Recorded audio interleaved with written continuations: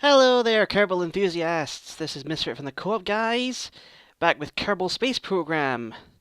We are aiming for Dres yet again. I am just on the launch pad, speeding up time to try and find the right time to launch for Dres. Now, Dres needs to be a bit ahead of us. I reckon if we launch about here, or maybe here, should get up there when Dres is coming in here. This is purely guesswork. I haven't looked this up at all. I did try one test launch before with a different rocket, and I was miles off. I launched from here while Dres was like down here. Ended up the closest I got was here, while Dres was miles over there. So that was that to that to that. So this to that to that. Okay, maybe about here then.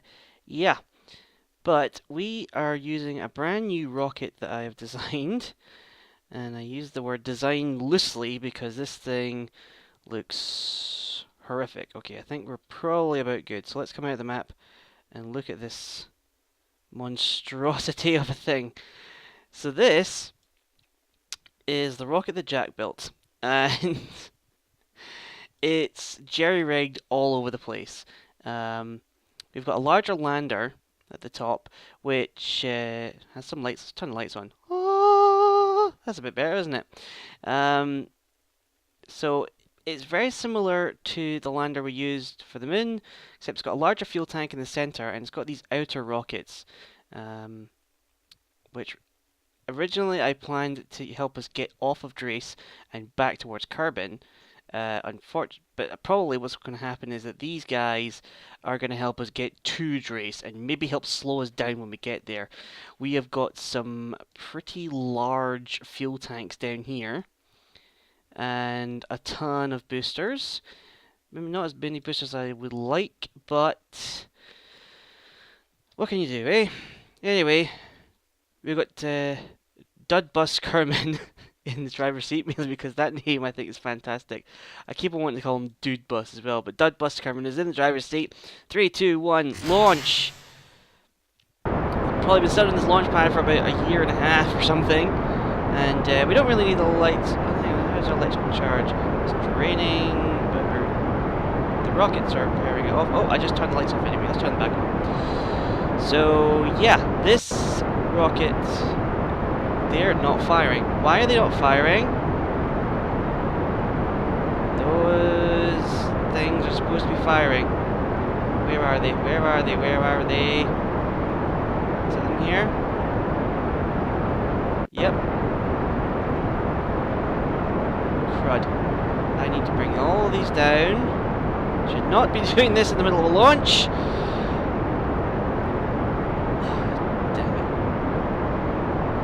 Okay, hang on. If I create a stage, move them up here. Okay, now stage, please. There we go. Oh, great. And then we need to throttle down because we need to save fuel. We probably wasted a bit of fuel doing that. I want to throttle down sooner. But basically, we want to rely on these boosters to get us up to a decent height first, because we want to try and save as much liquid fuel as possible. I did contend with the idea of putting very small fuel tanks on top of each one of these boosters and have all the fuel lines head into here. I might do that for the next rocket design that I do, because like the problem I'm having is that if these are running on full pelt, then even though these fuel tanks are massive, these outside ones here run out of fuel either just about the same time as these boosters do, or beforehand. Before is even worse. So yeah, might do something like that in the future, but we're gaining speed slowly. This is another sluggish beast, but underneath here, oof, this might be terrible for video. Oh, that's a better angle. So yeah, we have got 3 of the LT non-gimbaling engines, so the more powerful ones, attached to the bottom of each of these tanks, along with a bunch of radial engines. So that's these guys right here. And those radial engines are really just useful for landers, so they're not designed for this, but I needed the extra thrust. So on they went. They're also pretty fuel inefficient, if I remember rightly, so they pack quite a wall up. They're about 120 thrusts compared to the LT's like 220, so they got a lot of thrust to them, but I just think they're terrible for fuel. But that's what I get for not picking the skipper engine, which I had the opportunity to do last time, but then didn't pick it up. Next, it's definitely going to be the one I'm going to get next time, that's for sure, because the poodle engine just does not cut it. Anyway, we're going to be losing our fuel boosters in a minute. Now this stage worries me because these outer boosters here are connected via girders, and they can, in staging now, they can hit the radial engines, but the Separatrons, I put extra Separatrons on them so they wouldn't do that. And then we'll need to throttle right back up. Throttle up, throttle up, throttle up. There we go. Whew, okay, so that went off without too much of a hitch. We've got all our engines firing. Excellent. Oh, sorry, I thought a fuel tank had run out, but these ones, see, these ones are almost out of fuel now. That's these ones here. We're getting to the point where we can start doing our gravity turn. How's our electrical charge? Oh, okay, the engines are powering it, so that's okay. Also, because I only have access to these, like, triple... Yeah, zoom in. I only have access to these triple coupler things, and not the quad couplers. There is a little instability in this because it's a 4 symmetry design, and we're going to start to do a little bit of a roll for our gravity turn just before we ditch those outer tanks. And there we go, and bon voyage. You served as well, kind of. So yeah, this has taken me quite a while to build, even though it's jerry-rigged. And it's something else I had to do here, which you can see here. I wanted to, because I wanted these engines firing the entire time, I needed some way of feeding fuel from the lower stages back up here. But the fuel lines just kept on getting caught on the edge of the fuel tanks and the decouplers, so I had to put these extra little fuel tanks on to act as a bridge. So the fuel lines come from the bottom, hit the fuel tanks here, and then head up to the main upper stage. So yeah, as I said, this thing's jerry-rigged to all hell, but we might get something out of this. We might actually make it to Dres. If we don't get to Dres, we may have to give up on going until we get some more science and get some better engines and some better fuel tanks, because I think we need to get the larger versions of these, I think. Or something that we could do instead is docking, which instead of launching an entire ship like this in one go, we would send up one piece of it into orbit and then send up another piece and then another piece, dock them all together, and then send them on their merry way, which is a much better option, I think. For instance, this originally, when I was designing this section here was meant to be kind of like, once we got into orbit around Kerbin, this would be the thing that takes us out to Dres and then helps to slow us down when we get there, and then this will just focus on the landing. But more likely we're going to have to use this to get into orbit around Kerbin. But speaking of orbits, oh, okay, we're still at this view in the map. Let's just zoom right in. Oh, that was a bit bizarre. I could see inside the planet and see the course that we would have when we go in there. How is Dudbus Carmen doing? There must be something very interesting on the ceiling. Probably the warning lights about this overheating that we're getting here, but that won't be an issue. I've never actually seen these kind of engines overheat, but we're having that little problem. But don't worry, because we're about to lose these tanks, so that overheating problem should just disappear on its own. Sayonara! And we're not losing speed like our previous design, so this thing does go fairer pelt than the other ones, that's for sure.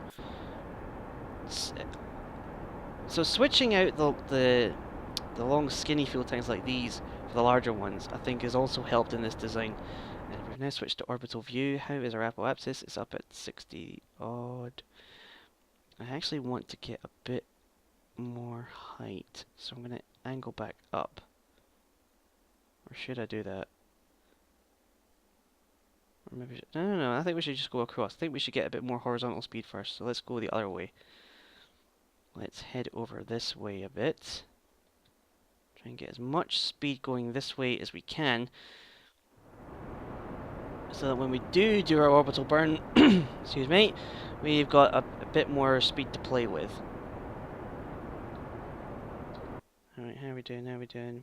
Let's go up to about 105. That's always the magical number for me. 105, so it gives us a little bit of leeway to try and stay above 100. 4 and 5. There we go. Now, don't have a lot of time to do this. That doesn't look right, but screw it. We're going to do it anyway.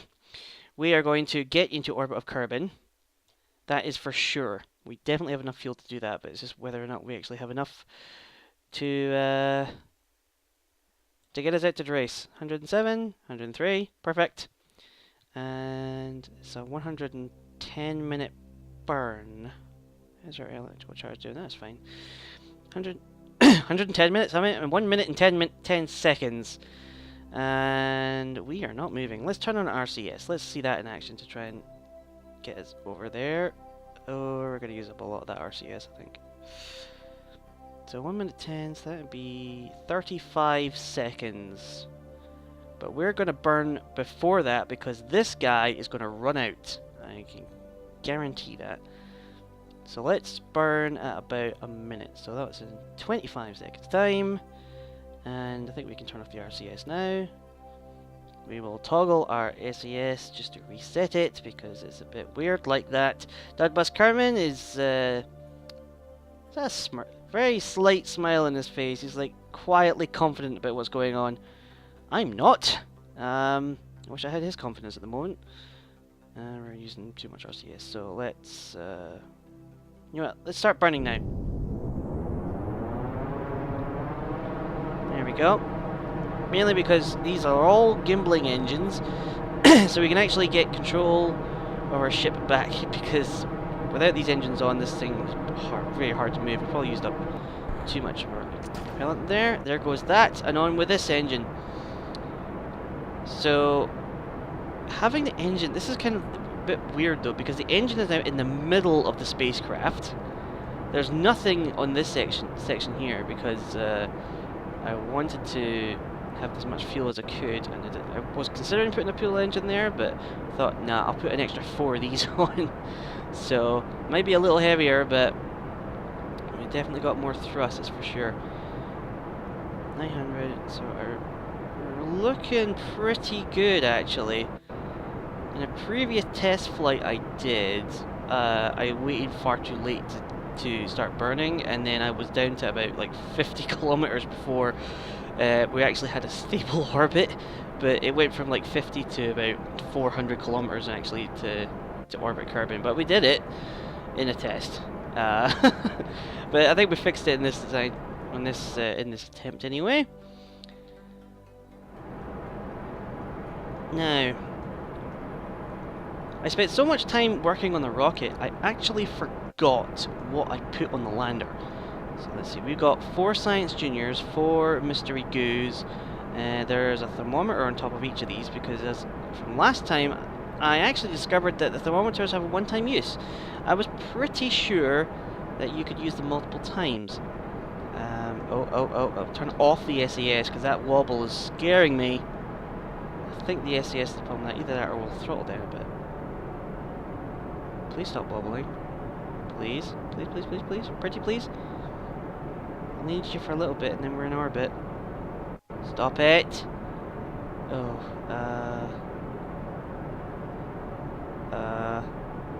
I'm gonna cut the engines, I'm gonna do a cheat. There. There. Did not want to do that, but I had to stop that wobbling all over the place. Okay. So another 19 seconds, and we should be in orbit. Probably not as good as the one we plotted, but it's because this stage is really, really tricky. I really should put some struts on, and we're going to throttle down the engine again because the wobbling is scaring me. We're drifting off course. Let's get back on course, please. We're heading down towards the planet there. 120.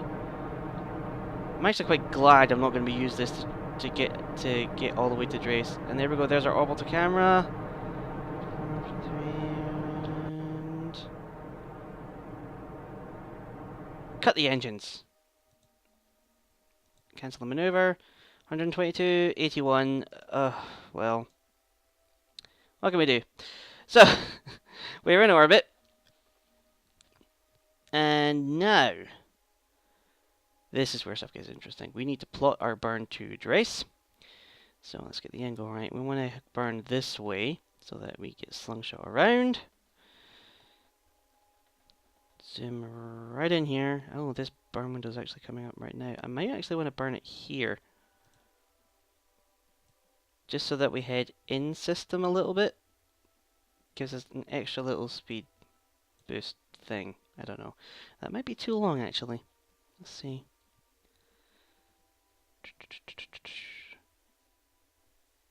Oh, that was almost perfect.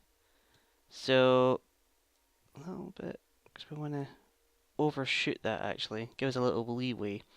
So from here, it looks like we're going to intersect the orbit twice. But then if we come down here, though, you'll notice our orbit is completely off whack. There's nothing we can really do about that here. The only way of really doing that is if we launched from this point here and this point here in Kerbin's orbit, because then they just happen to be at the exact same point. But the problem with that is that Dres is very rarely in the spot where if you burn from here and aim for Dres, you'll be miles off. You know, because you could, if you burn from here, encounter Dres about here, Dres could itself could actually be way over here or something. So that would be entirely useless. So, our SES is off, isn't it? So what we're going to do is we're going to burn, and we're going to head out to this point here. And when we get to there, we're going to correct our orbit so that we actually intersect with Dres. So, we've got 3 minutes to our window. Let's get all lined up. And according to this, it's going to be 2 minutes and... Oh, our RSS is off. Turn that back on. 2 minutes and 3 second burn. Probably be... Actually, it'll probably be a bit... I don't know. Once we get rid of this stage and we fire up these engines, I actually think it'll probably be about the same. Because these engines are more powerful. There's a lot more weight here, but if we get rid of that... We've got, what, 8 or 9 engines there? So... They're not as powerful, but there's a lot less mass, so it should be about the same. All the same, though, I might burn a tad early. Let's turn our RCS on just so we can get into... I don't like using the RCS like this. I really need it for the landing. I'm use up about a sixth of it already. So there we go. Turn off the RCS. Move over a little bit more. Reset the SES. By the way, if you don't know what I mean about resetting the SES, basically whatever direction you're kind of idling at, like this, when you turn your SES on, when it's at that when you're facing that way, then if you suddenly move, then it will try and correct it to that position, unless you manually move it. But then you can't really see where you're manually moving the SES marker to, or whatever. So if you reset it every now and again, the reason why you reset it though is because if I move to the left here a little bit, the SES, if it gives it a little second, we'll slowly start moving the ship back to the right. A little bit. See, there we go. It's very, very slight, but it can be annoying all the same. So you reset the SAS every now and again, just to make sure it's not overly compensating. In fact, the SAS just moved us all the way back to where we were before. Oh yeah, let's quick save. And then toggle the SAS. So we need to wait until about 1 minute. Oh, let's just go to 1 minute. Duh! Crap, we went right by it. We went right by it. I was too eager. Anyway, let's just burn this and see. Let's just hope the burn time comes down as soon as we ditch this thing. And probably about 3, 2, 1. No. Ditch it. That ignites. Sayonara! Okay, so the burn time remained about the same, probably a little bit longer, but that's okay. So there's our poodle engine, the only one we really used in this design, I believe. Essentially, the poodle engine for the larger fuel tanks is very similar to these engines for the smaller ones. So it's kind of like a landing engine, but also useful when you're in space, not so much when you're trying to leave the atmosphere. In fact, if you tried to power an entire rocket with one of these, it probably wouldn't leave the ground. We are using more fuel than I would have liked. Let's check our orbital thing. Also, last time I did a test, I had a very interesting problem where I was going to have a crash course with Minmus, oddly enough. Minmus is in a funky orbit, but the last time when I tried to do a test, I was almost going to go smack into the thing. We might have an encounter with the moon that we need to worry about. But Minmus is on the other side of the planet. The other side of the Kerbal system, so I think we're going to be okay. And how's our fuel now? Okay. Probably have more fuel than it says we do. Can I improve it off again? But we're going to lose these out at 4 for sure. Why is our camera changing? Have we lost an orbit with Kerbal? No, our altitude's still gaining. We're good, nothing to worry about. Just mid-mission jitters, I think it is.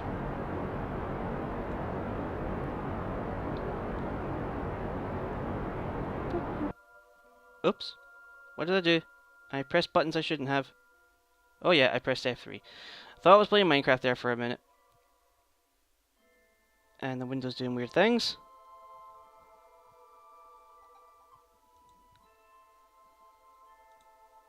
And the game crashed. Oh no, the game didn't crash. Alright, just recycled the fraps there. The game looked like it crashed to me, but it didn't. I was pushing buttons I shouldn't have. I was trying to take a screenshot, but a crash report came up instead. Anyway, we now are... we should keep an eye on this now, actually. We should very much keep an eye on this. Oh, we're getting very close. We're getting very close now.